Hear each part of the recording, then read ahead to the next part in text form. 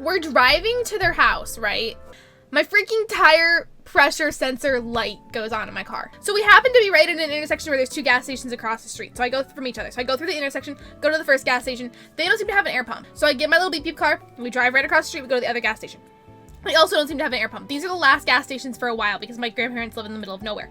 I go inside and I ask one of the guys at the register, I'm like, hey, you guys have a tire, like an air pump for the tires? And there was this really nice guy in the gas station. He's like, I have a tire pressure gauge. I don't know how I don't have one. We checked my whole car. Nope, no gauge.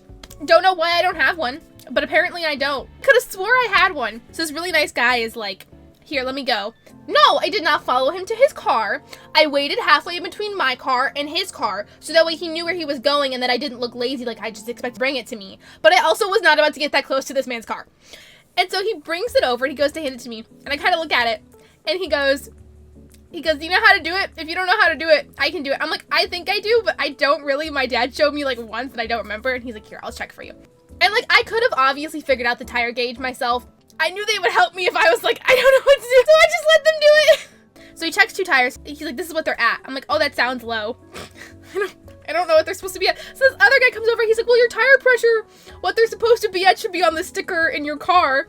And I'm like, where? And so he shows me. I'm like, looking at it. I'm like, I don't know what I'm looking at, but I see a sticker. And so he reads it. He's like, this is what it's supposed to be at. I'm like, okay. I'm like, these gas stations have a thing. And the one guy is like, no, the one across the street does. So I'm like, okay. I thank them. I'm like, thank you so much. And so I drive back across the street, beep, beep, in my little beep, beep car.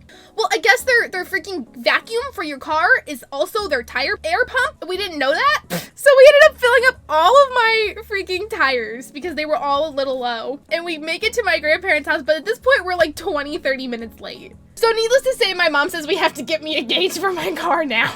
I don't know a lot about cars, okay?